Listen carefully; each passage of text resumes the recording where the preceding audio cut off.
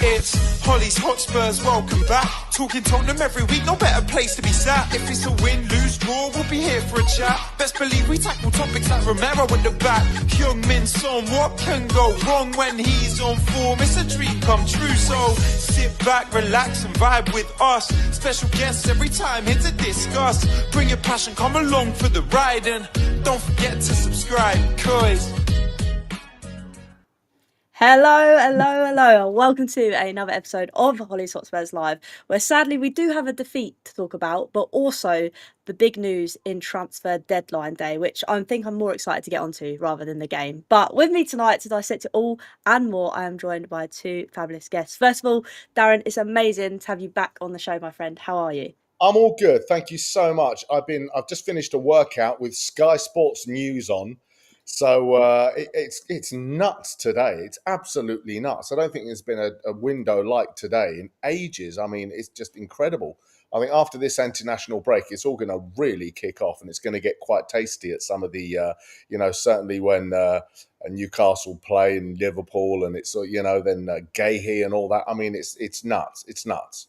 No, it is really exciting. I think it's probably one in, I say not history, but one for a long time that I've actually been like, oh, something's cooking at the moment. But no, it'd be exciting to dissect that more with you as well tonight, Darren. Yeah. And also, he's come back. SipSpurs, welcome back to the channel. How are you, my friend? I'm not too bad. I'm absolutely delighted the transfer window is now finally shut. Whether you're happy or not, it's finally done, and we can all just move on and just, deal with whatever the season gives us. So, yes, very, very thankful that's finally happened. Defo, 100%. But like I say, we are here tonight to obviously dissect that 1-0 loss against Bournemouth and move on to the deadline day. If you are new to the channel, please remember to hit that like button, subscribe, all that good stuff, and get your comments into the section right now as we're live, so we can kind of chat about them and all that good stuff. But without further ado, obviously, let's talk about this Bournemouth game, because obviously it was a 1-0 loss. And Darren, it's annoying, isn't it? Because always before international break, we seem to always lose that crucial game, don't we? Yeah, I wasn't fortunate enough to see it on my interesting feed that I have. I was at a wedding, but by all accounts, I was looking at all my Spurs feeds and in a couple of WhatsApp groups. And by all accounts, I mean, Sip was there, so he can give us the scoop.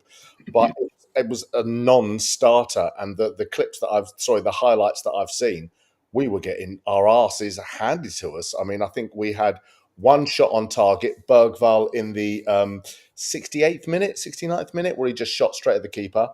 And it was, I think, a Doggy had a glancing header. Sarr had a tame shot on target. And I think that was it. No corners to us. It was interesting because I watched the press conference and I was quietly confident. We were at home. Our tails are up. We've scored 5 goals, clean sheets, and I thought, my God, if we can go into this transfer window, with another victory. And it was the way he was talking, Frank. It was like he'd really done his homework. You know what he's like. He assesses each team individually, all their tactics, and he switches things up according to who's going to play. I know it's an easy thing to say. And I really thought, the way he was speaking, that he had the measure of Bournemouth. He knew how they were going to play, and we were going to cope with that. And I think they played exactly how he thought, but we didn't deal with it. It was very weird. Disappointing. Defo. I think that's the thing, because obviously, when the lineup came out and it was the same versus City, I don't think any of us were too surprised in a sense. No. I mean, obviously, it was unfortunate Simmons couldn't get in because it would have been good. But again, we've seen that team can deal with City. Do you know what I mean? And it's always like, in our first 3 games, we sort of faced the measure of all the opponents we have. So, the Man Cities that we usually get up for, somehow fine.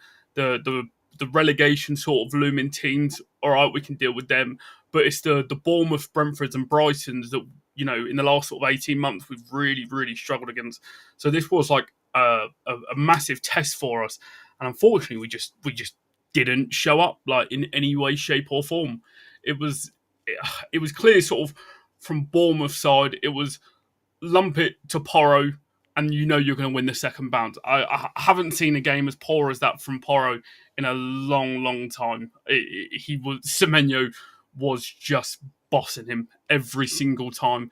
And it was funny, I've seen people obviously posting Jed Spence's stats and whatnot, and it's like, okay, but Semenyo plays on a completely different side, and he dealt with David Brooks all right, but I mean, from back to front, we were pretty poor. I mean, Vicario, it was a good reputational game for Vicario because he made some really good saves, but it was just everything else was just so poor. We were just dealt with in every single department, unfortunately.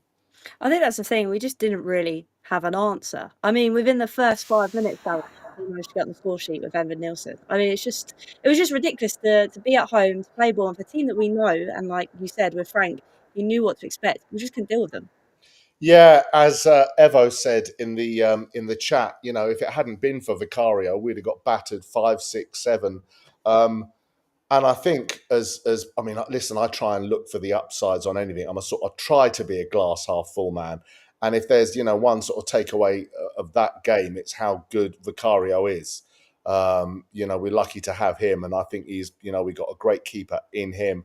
But yeah, it is disappointing. And like I said, Thomas Frank said, it's the second balls. He said that Bournemouth like to get in behind.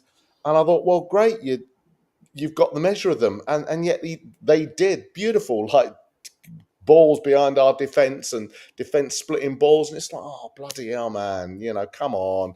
And as far as the team, Hollie, I was pretty confident, and when I saw the team sheet come out, I thought, well, that's it's as good as we can get, really. I mean, Palhina's there, and Kudus, we got Mickey and Romero, Jed Spence. I mean, come on. That's a solid team. It's I don't know what to think. And it's a shame that there is a bloody international break, because what I would like is another week of them all getting together, analysing the game, sitting around, looking at what went wrong and learning from it, and then bang, we play West Ham a week later and we tear them a new arsehole. But unfortunately, we've got this bloody international break now, and it puts the brakes on it. So it's one of them, innit? I don't like it.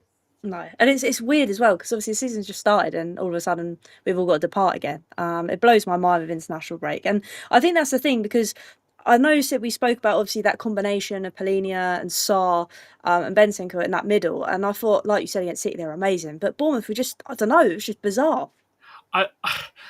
Not to say obviously Frank got it wrong or anything, but in a game like that where you're going to want to create, I think, and obviously with Simmons coming in, that obviously changes one of them. But Bentancur and Palhina, you'd say they're sort of the same player. So obviously there was the video of Bergvall looking frustrated in the warm-up. And I do think this could have been a game for him, because he's sort of the most creative out of them. And there was so many times where, Vicario would play it out to Romero. He'd look for anyone in the middle, and there was just nothing. Pass it out to Van der Ven. He then passes it to Spence, who then passes it back, who then passes it to Romero, and we just did the same 4 passes. And unfortunately, Kudus was trying his best, but as we've said, in the games where he can't do it all, you then look to the left wing, and Brennan Johnson had an absolute game to forget. And he'll always hold a place in our hearts. But this is what I've been saying with the Man City game and the Burnley game. Fantastic when he scores, yes, perfect on the team sheet. But when he doesn't, there's little output offering. So it was a game where Xavi Simons was probably in the stands going, "That's where I'm going to change it," because the creativity was just not there at all. I was going to ask you about Johnson on the left, because I haven't seen that in. I mean, I can't remember. Like, has he played out there before? Only this season so far. So yeah. the Burnley and the Man City game. So why did he start with him on the left and not, say, Tell or Odegaard, where they normally play out there? I'm not too sure. And the thing is, as soon as Odegaard came on and Spence, Odegaard and Udogie came on and Spence switched sides, it worked a lot better in the last 20 minutes. But when you have Jed Spence and Brennan Johnson, who are both right-footed, I believe, it's going to be so awkward, because both of them are going to want to try and cut in. So that if Spence is then driving in, that then pushes Johnson out to the touchline, and he's not a touchline winger. He's a play in behind and run onto it. So it was just really not working. So I think that could have been a game where Odegaard could have come on a lot earlier, and we would have seen a lot better. But Is what it is. Yeah. I think that's the thing though, because obviously at half time, when you look at the stats and the fact that we hadn't had a shot on target at all, Darren, in the first half, I was thinking to myself, is he going to make those changes early? But obviously we had to wait, I think it was like the 56th minute to actually make those changes. And I think what Sib is kind of alluding to there, that maybe those changes should have come a little bit sooner. Yeah, absolutely. And we're blessed with so many midfield players now. We're really blessed. And like Sid was saying, Bergvall is a talent. I really do like him. He always wants to get the ball forward. He's always looking for that pass. Yeah, I mean, the fact that it was only 1-0 down, maybe Frank had that in the back of his mind, thinking, well, we're not dead and buried yet. But Yeah. if things fundamentally aren't working, then you think to yourself, well, what changes are going to be made? I don't know. I just think it's one to forget. And like I say, it's this bloody international break. But I mean, hopefully we can learn from it and kick on. And I'm sure we'll, there's lots to discuss with the transfer window. But we've got our number 10 and we've got our striker now, and I am thrilled. I mean, I'm looking forward to finding out your opinions on these two guys, because for me, yeah, those were the positions. I know that we need a left back and maybe a central defender, but those were the two key positions that I was looking at, and I'm thrilled. I'm thrilled. I think that had we had Simmons, who knows? What with Maddison being out, a lock picker, and all of that. Yeah, No, definitely. And we will get on to transfers because, like I say, there wasn't really a lot to talk about in Bournemouth. But we'll keep on the subject just for a little bit longer because, obviously, even when we came out second half, Sip, it looked like nothing had changed. I'm not sure what Frank said at half time, and I get it. Maybe he was just trying to see what was going to happen, but nothing really changed. I think Bournemouth had maybe another 2 chances, so we could have been sitting that 2-3-0 down before he made that first change. Yeah, I mean, absolutely. It's actually quite funny because I was obviously sitting there, when you're at a game and you're just sort of eavesdropping on what everyone's saying. And there was a kid directly in the row behind me, and bless him. But I think it was like the 65th minute. I think he turned to his dad and he went, "Don't worry, when we score, this is going to get a lot better." And I was thinking, what have you seen in the last 60 minutes that makes you think that a goal is guaranteed? Because there just was nothing. And again, you can say obviously Bournemouth got the early goal, and you go, okay, well then they can just sit in, but they didn't. They were going at us. Do you know what I mean? They could have been susceptible to anything, but like you say, it just was a bad day at the office. You come away from it. It was only 1-0. Bournemouth are a very good side. They went toe to toe with Liverpool. Do you know what I mean? So it's not as if this is like the Burnley game, so it's not the end of the world. But it would have been nice, 3 wins in a row going into an international break on a high. Don't get me wrong, in regards to the West Ham game, that would have given them more incentive because they always love turning up. Obviously, they got the first win at the stadium. So they love spoiling our party. So if you're looking for a silver lining, they don't have an extra reason to ruin the game come 2 weeks. But yeah, it was a game that was very obvious how it was going from halftime. So I would have liked to see them changes, but like Darren said, it was only 1-0. Something could have happened with the team that we had on, and then you bring on the changes. But it was just lacking in everything, really. I think it was almost like the boys were already in international break, the way that game kind of went. And it is true, it's one of those that you don't particularly want to obviously dwell too much on, which is luckily for us, we have had the transfer deadline day today.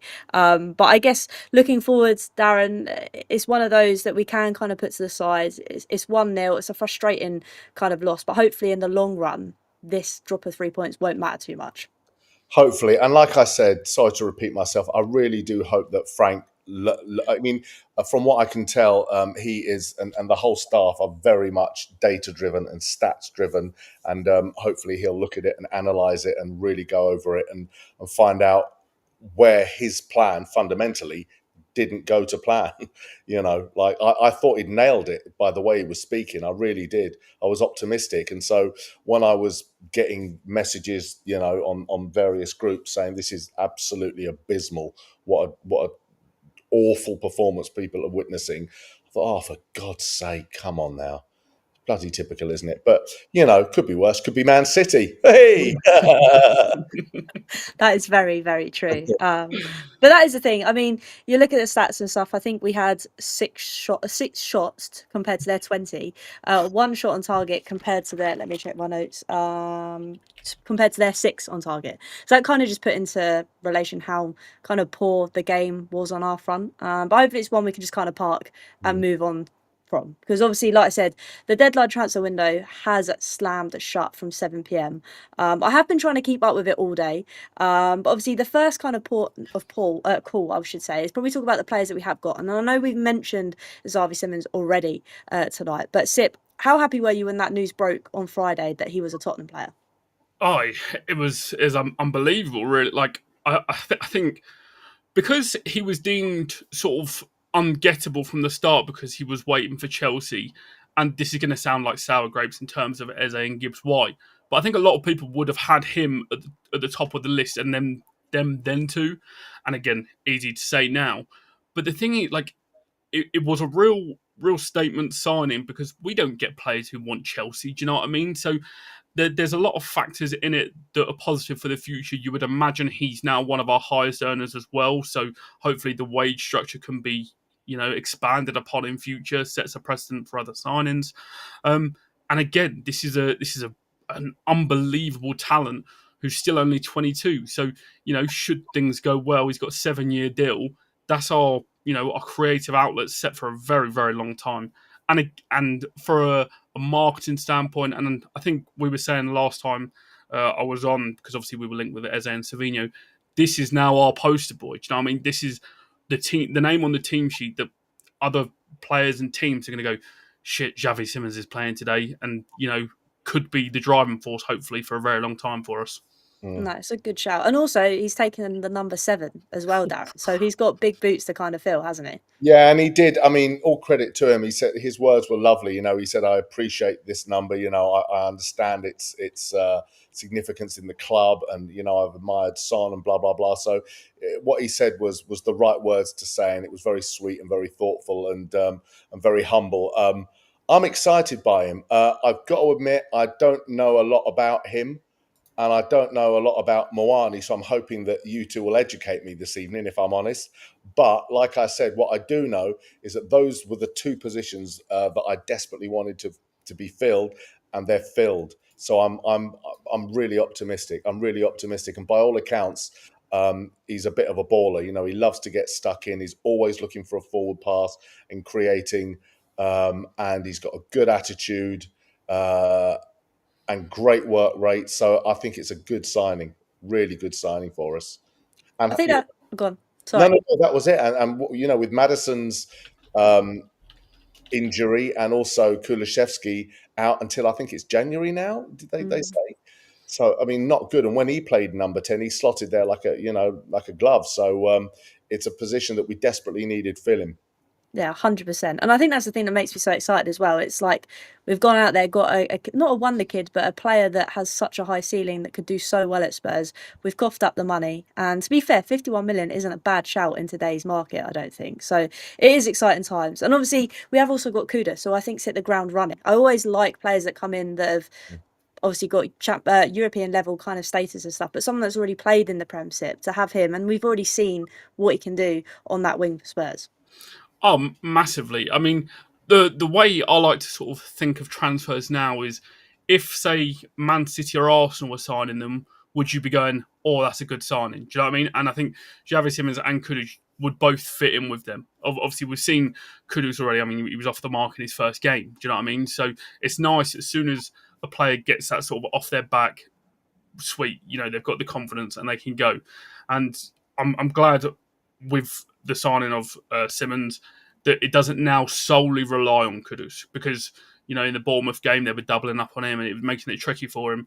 But if he's got Xavi and the little inside pass 1-2s and things like that, two players who have some serious flair about them and will do things that defenders won't even be anticipating, it will hopefully be a very, very good partnership. Defo. And I think that's the thing with Kudus, Darren. I have loved him since he's come in because it's almost like he gives that bit of excitement. He'll take his player on. And I know we've spoken about Brennan Johnson. We know Brennan Johnson's a different kind of winger entirely. But Kudus just gives me that old-fashioned winger. Will take his man on, put a cross in, bosh. How have you felt since Kudus has come in? I mean, like Sip said, he's literally hit the ground running. He's been fantastic. And he's a baller. I think he likes having the ball. He's not afraid of having the ball. He likes his little tricks. There was one move, I think it was the Burnley game, where he tore a defender, completely to bits, left him for dead and did a little move. And I think he's brilliant. I think he's a really, really good signing. He's a flair player. And hopefully if he links up with Simmons and they get a good partnership, we could be onto some really good things. We're jumping the gun. Again, I'm preempting about the West Ham game. Sorry, Hull. But one thing I did hear him say in an interview when they alluded to, how you're going to be your old club. And he basically said, for me, can't wait. He said, it's just another football game. And I thought, brilliant. There's no sentimentality. He's going to get stuck in. So, yeah, in answer to your question, very excited by him. And I think he can only get better. And what a start. What a start. I think he likes the limelight as well. I think he likes it. He's one of these players like Bale was. When he gets the ball, everyone goes, oh, what's he going to do? Yeah, definitely. And I think that's a good point as well. I can't wait for him to whip out his little stool against them lot as well. That'd be good fun. But no, he's been a brilliant signing. But I'm going to stay with you, Darren, because obviously the other name we got in on loan was Palhina. And I know that you mentioned him earlier on in the show. But what have you made of him coming in, obviously, with a great lot of experience to play in that kind of middle to break things up? What have you made since he's come in? Yeah, good. I think he hasn't had the start that, say, Kudus has had. I think he's still got to bed in, if I'm honest. But, I mean, again, it's a position that we desperately needed. So things can only get better, as Dereem so poignantly sang. I think he's good. I think he's just what we needed, that defensive bolster in front of the defence. He can only get better. And, he's shown his... He's shown his potential for sure, and he's had some. I think he was great against Burnley, good against Man City. Wasn't so good yesterday, obviously, but again, it's a position that we desperately needed, and I think that he's definitely going to add a lot of reassurance and solidity to the team. I think that is something we've kind of missed, Sip, isn't it? In terms of having that player that can just chop and churn that middle of the park up. Because I know we had something in like Højbjerg had that similar kind of thing, but we never had that pass afterwards. Where I feel like Palhina's already got that, if that makes sense. Yeah, definitely. I mean, my favourite, obviously, he got Player of the Week last week, obviously after his performance against Man City. And my favourite thing was when I think it was Ake's shot, and he got up and he gave himself a little fist pump. And he said in an interview after, obviously, for players like him, making that sort of tackle is as important as a goal. Do you know what I mean? So someone who he loves the slide tackle, and that's what sometimes we've lacked. Like, some of our players, as soon as that ball was in that 50-50 spot, they're going to pull out of it. And he doesn't. He's similar to Romero. He goes, right, I'm going to take you and the ball if you want. Do you know what I mean? And he does it. So someone like Archie Gray is going to benefit massively from being able to learn from someone like him. So even off the pitch, he's been a very, very good signing for us. It just brings that wealth of experience, I think. But no, it's going to be exciting to see how they kind of perform. But obviously, it has been deadline day. And there has been, obviously, I haven't checked Twitter since we've been live. But there is obviously one name that I believe has been done and dusted. And that is Kolo Muani, which I have butchered his name once again. But it's obviously a loan deal with no option or obligation to buy it. Now, Darren, I know you mentioned earlier, not too sure much on the player, but obviously with that kind of in principle of loan and no obligation to necessarily buy, how do you kind of feel about that? Because normally we do something where we've got first dibs or whatever. Yeah, I'm not sure why. I mean, so basically, we've got him for a year, and that's it. They want him back. Supposedly, yeah. Supposedly, right. I mean, can they change their mind? Can they get to the end and say, no, you can have him? I don't know. I mean, if he turns out, and gets however many goals for us, and really does and keeps maybe Richarlison out the team, I don't know, then what a great signing that is. I mean, it's a position, like I said, we desperately, desperately needed. We've got two domestic cups. We've got Champions League. We've got the Premier League. God forbid something happens to Solanke or Richarlison long term. We are, fucked. So I think it's such a good signing and a really important signing. For me, we desperately needed another striker, 100%. It remains to be seen. I can't wax lyrical about him because I don't know the guy. But I mean, if he's a player that we think he is, then brilliant. I'll bow to your knowledge, to be honest, guys. I don't know what this means. So we basically, we've got him for the season and we give it back and that's it. Supposedly. I mean, if he does play really well, I think we can have obviously talkings with the club. I mean, I think in my impression of it is he wants to come to Spurs. He doesn't want to stay there anymore. Yeah. If he performs well at Spurs, then we can have that conversation because the player's already happy in the long-term project. I mean, Sip, is that how you kind of see it as well? Do you think it's a good deal? I mean, it's only 5 mil as well. Yeah, I mean, and this is a player that was bought for sort of 85, 90 million just like 2 seasons ago. And people are going to, say that he hasn't made it at PSG, but this is one of the most exciting PSG teams in the world. Like, you can't hold that against him. He went on loan to Juventus. I think he got 8 goals in 16, so a goal a game. So there's no real downside to it for 5 million for the season.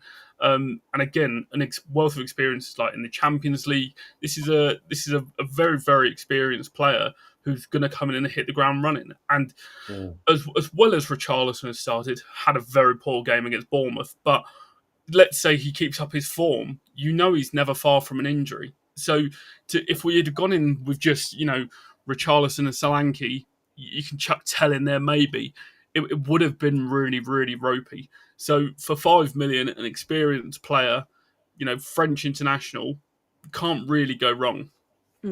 I think as well, I think I read that he can play across the front three, which again does help us. But I think he's predominantly a centre forward. I mean, Darren, I know there was news, obviously Solanke missed the game at the weekend due to an ankle injury. I think in the past maybe 40 minutes he has posted a selfie in the gym. So I'm hoping, obviously the talk of Kolo coming to Spurs has made him actually, shit, I need to start doing things. I need to sort my recovery out. I mean, that's another thing as well, because I know we've spoken about Richarlison being so injury prone.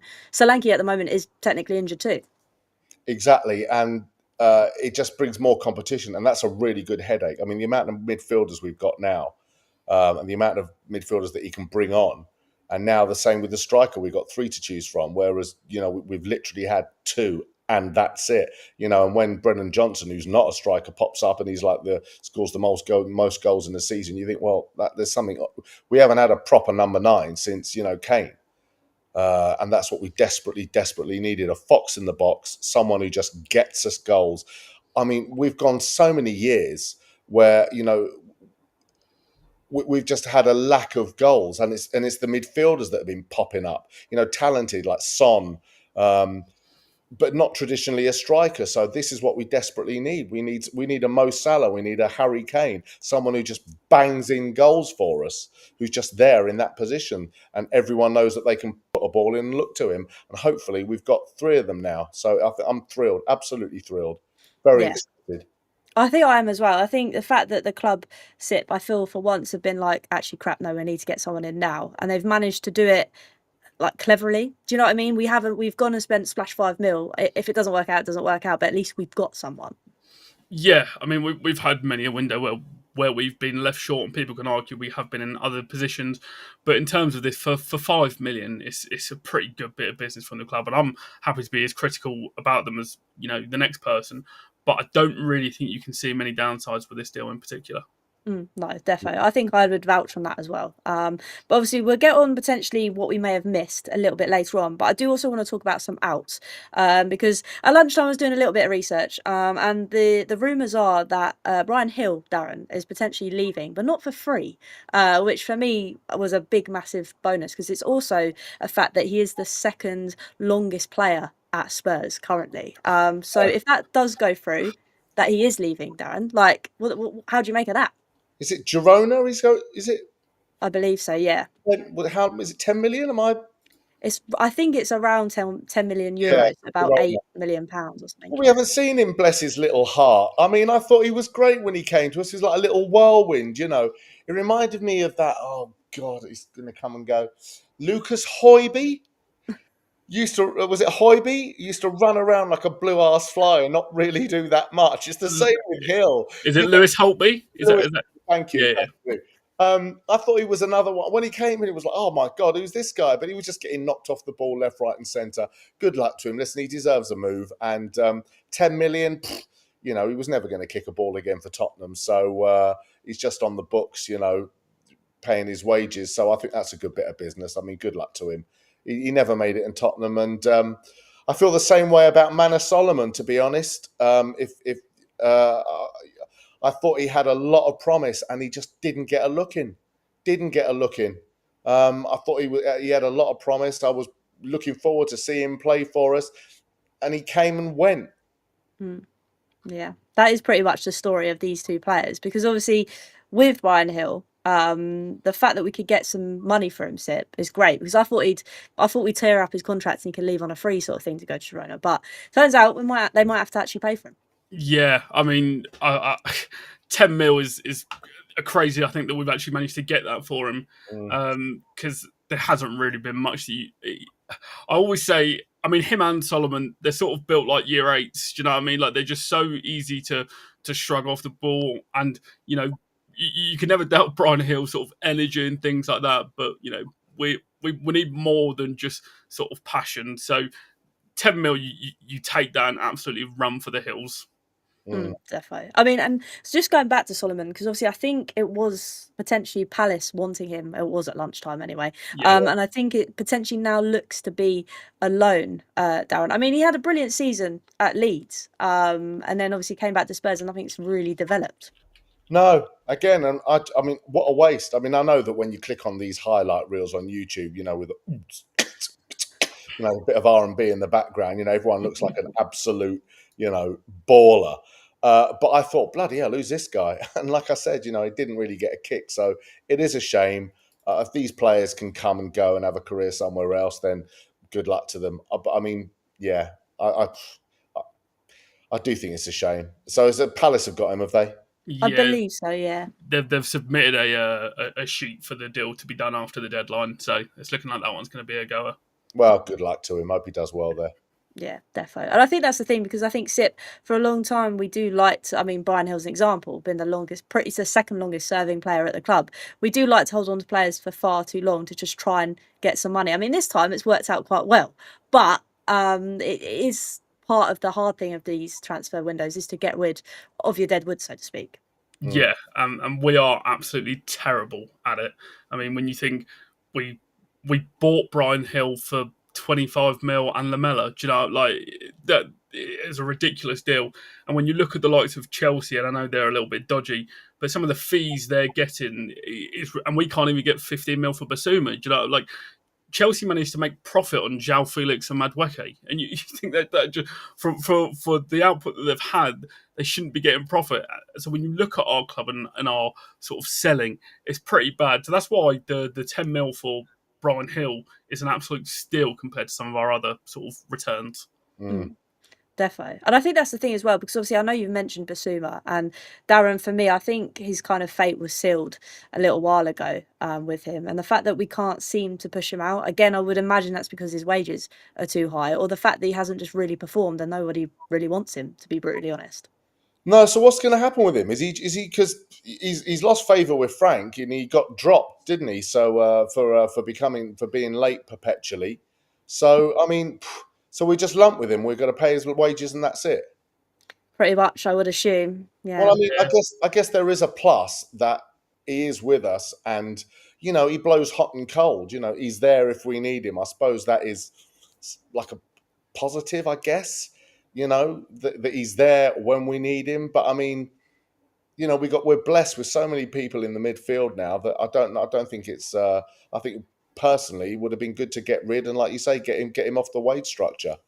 And I think that's the thing, because obviously sometimes we talk about obviously the dressing room and people, and that's why we talk why Davies is potentially still there. He's probably not going to feature in a lot of games, but he's there because he brings up the boost and morale of the kind of changing room. But having, like, I would say, a bad egg in Basuma at times isn't going to be helpful.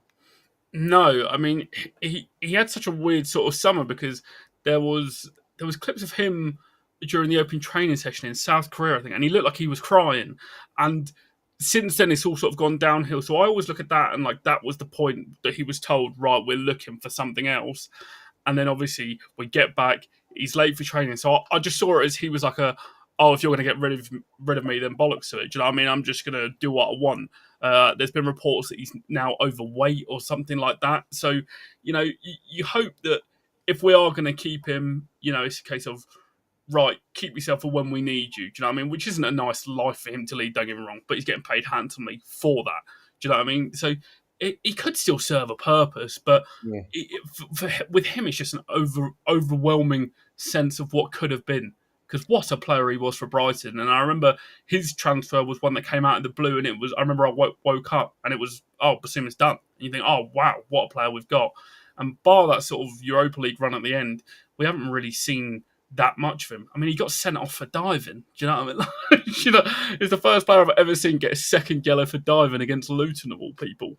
So he seems to be good vibes around the dressing room when things are going well. You always see like Maddison posting pictures of him with the speaker and things like that. So, you wonder if there's still a role, but my God, we should have been able to get rid of him. He's still a decent player for someone. Yeah, I think that's the sad truth. Obviously, I do sometimes forget that these are people; they're not just players. So hopefully, nothing.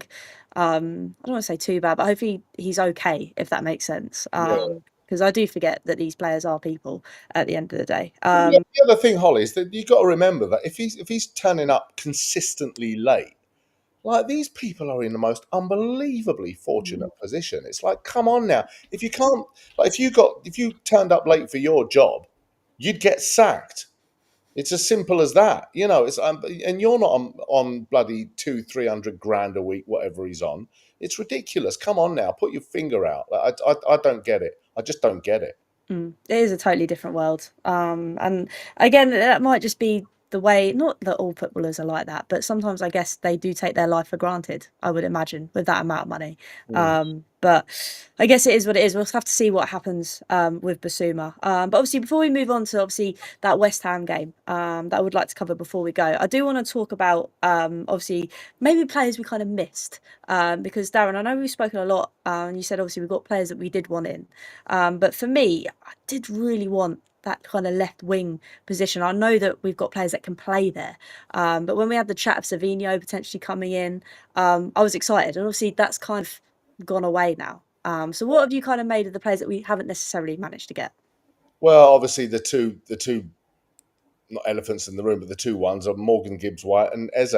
But I mean, listen, as Frank said, if they don't want to play for, well, in terms of Eze, if he doesn't want to play for us, then we don't want him. He was always going to go to Arsenal because they were his boyhood club. He spent time there.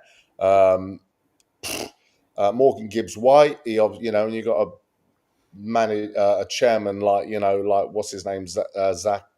Help me out. Marinakis. Thank you very much, Marinakis. Who's then there's nothing you can do. That they had their opportunity, or we had our opportunity. It didn't happen. But in terms of positionally, I think it does leave a bit of a hole.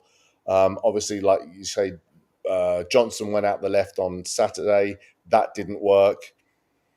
We've got Tell, we've got Odegaard. Simmons can play there if necessary. We'll see what happens. Eze was the one for me. But I mean, balls to him. If he doesn't want to come to Tottenham, he doesn't want to come to Tottenham. What are we going to do? No point in crying over spilt milk. Definitely. And I think that's the thing. Now we've got Simmons, I'm not really that fussed. Yeah. I was just excited because I wanted Eze, but like I say, if he didn't want to have it, what's the point? But Sip, how about you? Is there maybe, I know people have spoken about the left-sided centre-back position as well, but is there, what position for you is potentially someone or someone or something you wanted to kind of fill in those gaps? Yeah, I mean, like you said, obviously Eze and Gibbs-White were bad, but that was because we didn't think we were going to get Simmons. You know what I mean, so that's not too bad. I mean, if Eze's agreeing terms with us and then calling Arteta himself, going, "Oh, are you going to do this?" That's fine. Calm. I mean, the main thing is for me is the Savinho one. I mean, it looks like we spent 3 weeks just posturing about nothing. Do you know what I mean? They were never going to get rid. They were never going to force him out. He obviously, there's rumours that we're going to go back in for him in January. I mean, if he hasn't played much, obviously the World Cup will be looming. That will force his hand a little bit more. But I mean, yeah, it was just that left wing spot. Lookman would have been nice, but according to Paul O'Keefe, he was offered to us. but for some reason, we didn't fancy him. Maybe the deal was too difficult. And at that point, you've got to say fair enough. And I mean, with Tel Johnson and Odegaard, you think we should have enough, and Thomas Frank will find a system that makes that work. But yeah, I mean, left wing was the only real spot. Centre backs, I think we should be fine. Again, Romero and Van der Ven are injury prone, but with the system we play, it's not like they're having to make 70-yard dashing sprints back now. So hopefully they're going to be a lot better managed. Yeah, definitely. I think that's the biggest thing for me is the management of how we do things now. And like I say, now we've got so many midfielders. Hopefully Frank can kind of not necessarily find the best up, but the best kind of start 11 for each different game, which again should have done the business against Bournemouth, but it didn't. But it's something we kind of move on to. But Darren, before we wrap up transfers, I kind of want to get you a score out of 10 of how you've made this summer transfer window for you. Yeah, I think if we didn't get Muani in, I would have said probably a 7. But I reckon I think 8 out of 10. I think 8 out of 10. I think we got the position that we desperately needed. All right, we didn't get a left back and a left-sided midfielder, but I'm happy. I'm happy that we've got a number 10 and we've got a number 9. So I think an 8 out of 10 for me. I think it could have been. Well, we didn't get marquee signings. We didn't get an Isak, for example, but he's done what he said he would do. Daniel Levy is, we've gone out and we've filled holes, and he hasn't left it to the last day. With Harry Redknapp with his arm out the window, at bloody 10:30 at night. We've done the business and we've got in there. So I think a solid 8 out of 10. I think that's a good shout. I mean, Sip, for you, what would you rate it out of 10? Yeah, I think it's among the 7-8s. If you'd have said before the window, we were going to get Kudus, Simmons, Palhina, Kolo Muani, you would have gone, oh my god, like that's an unbelievable window. And I think the more positives is the shift in quality we've gone for. There's definitely been a step up this window specifically in who we're going for. Not so many sort of kids or prospects. These are, I mean, Kudus with Palhina, you've already seen walk into the team. You'd imagine Simmons will do the same along with Muani as well. So while it's not the massive signings that we like, it's 4 or 5 players that instantly walk into the team and improve it. You can't really ask for too much more. Yes, things would have been nice, but this has still been probably one of our best windows that we've had in a very long time. I think that's a great shout in terms of we haven't gone out and signed people that might make it. We've actually been like, right, we need to sort this out right now. We need match-ready players. Absolutely. And I think for me, that's the first time that's happened in a very, very long while. We haven't bought players and then hired them out on loan straight away. We've bought players that are actually going to come into our squad straight away and play, ready-made players, as we can say. So I think that's a real plus. They don't need to bed in; they can just start, and I think that's fantastic. Really important. Defo. I think that was the biggest thing for me. So I think I'd hit around the 8 out of 10 mark. Like I say, there's other positions we could have gone and got, but I think the fact that we have plugged some pretty big holes, shall I say, in terms of the players that we've managed to get in, I'm very, very happy with it. But obviously, next up, we do have a little bit of international break. But we are going to obviously have a little dive into obviously that next game against West Ham. Obviously, that being their cup final, as it always is. But Darren, I'll start with you first, because obviously they haven't had a brilliant start to the season. I know they beat Forest at the weekend, but they've been pretty down in the dumps at the bottom, and I feel like that was partly our fault for nicking Kudus. Yes, balls to them. You're right. It is their cup final, and it's a London derby. And I've been to a few West Ham games at Tottenham, and it's really tasty. I mean, it's not nice. I wouldn't. It's not nice. But they've scored goals though. They haven't not scored goals. They got beat. Was it 3-2 by Wolves? 3 goals against Forest. Right, they only got 1 goal against Chelsea, but they're scoring goal. They got knocked out of the cup, did they, as well? Mm-hmm. It is hilarious. But, I mean, at the end of the day, we are Tottenham. So, we could spank them 3-0 and they could beat us 1 or 2-0. If you're asking for predictions, I will say don't ask, because you never know what's going to happen. And especially with Tottenham, I don't know. I don't know. You think that they would... Not going to roll over for us, are you? I'd love to see Kudus get a goal or an assist. How rich that would be. That would be good. I would be loving that. Like I say, get his stall out. Yeah, Be like old times for him. But no, it would be interesting. And I think that's the thing for me, Sip, because obviously we've spoken about them. Obviously, Darren said they've scored goals, which they have. It'll just be interesting to see how again Frank kind of sets up to them. To obviously go away to their gaff as well. Yeah, and I mean, I'm very sort of superstitious when it comes to Tottenham. So there's a couple of things. So, like I said earlier, I'm glad we're not on an unbeaten run because they love to end that, and I'm glad they're not on a winless run because they imagine we turn up there, they haven't won in 4 games, and we're the ones to give them it. Do you know what I mean? So that sort of takes a little bit of my mental away from it. But yeah, and the thing is, this good as well is obviously they're all saying, they're going to stick one on Kudus. That's fine. You can focus on Kudus all game. But now that we've hopefully got Xavi Simons starting, he can sort of, be the one that goes under the radar for them. Because had we been going there without him, it would have been shit. If they look up Kudus today or injure him or something, we're going to lack. So they can focus on him all they want because hopefully Xavi Simons will be there to, make a name for himself in the first game. Yeah, I hope so as well. And I think, like I said, it is a London derby. It's going to be their cup final. It's going to be a very tasty game, obviously, after that international break. For me, Darren, I just hope we don't pick up any injuries in this international break. 100%. Yeah, please, no. Please let everyone come back, raring to go. I can't, yeah, absolutely. And so Solanke's just got a knock. Hopefully he'll be back, supposedly. Apparently, he's got something wrong with his ankle. Apparently, he had injections or something. But conveniently, he posted a picture of him in the Spurs gym when Kolo got, not announced, but rumoured that he's pretty much signed and delivered. Yeah, I did see that photo. I did see that. So that's good. That is good. But yeah, no more injuries, please. Let's get this bloody international break over and done with, and let's focus on West Ham. I don't see any reason that we can't beat. I mean, they have been woeful. Right, they've been scoring goals, but defensively they've been all over the shop. And they're a one-man team in Bowen. Let's face it, for God's sake. Defo. And that's the thing, Sim. If we can kind of outmark Bowen, I think we'll be all right. Yeah, and I mean, it'll be Jed Spence versus Bowen. Maybe Udogie then starts, but Jed Spence versus Bowen will be a hell of a matchup. And that's the thing, like you say, if we can lock him up and shut him down, bar like Paqueta on his day, there isn't too many threats. Obviously, this is going to come back to bite me when Max Kilman scores a hat trick or something. Like, fair enough, but you would like to think we've got enough to go there and win. Yeah, defo. Our fingers crossed anyway, because that'd be nice to come back from international break and do one over them and see obviously our new signings do the business.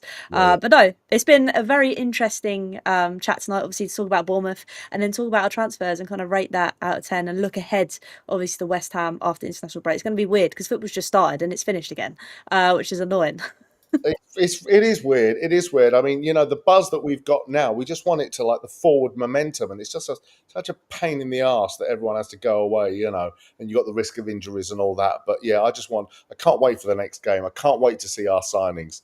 I really am. I think it's a new look Spurs, and it just bodes well. It really does bode well. Very excited for the new Frank era. It's going to be a good one. But I'd like to obviously thank you guys for coming on tonight. We'll go around the table, say our goodbyes. So Darren, thank you again so much for coming on. Where can everybody find you doing your thing? Thank you. I'm on TikTok doing impressions and all my voiceovers, and Instagram and all of that.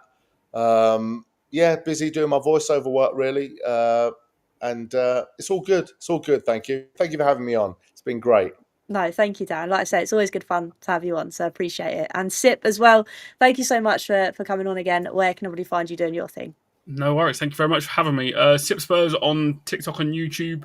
KSip on Twitter with 2 Ps. And that's pretty much it. Bosh. Like I say, thank you guys, really appreciate it, and thank you to everybody else that's been in the chat today, that's watched this live, that's going to rewatch this or listen to this on Spotify.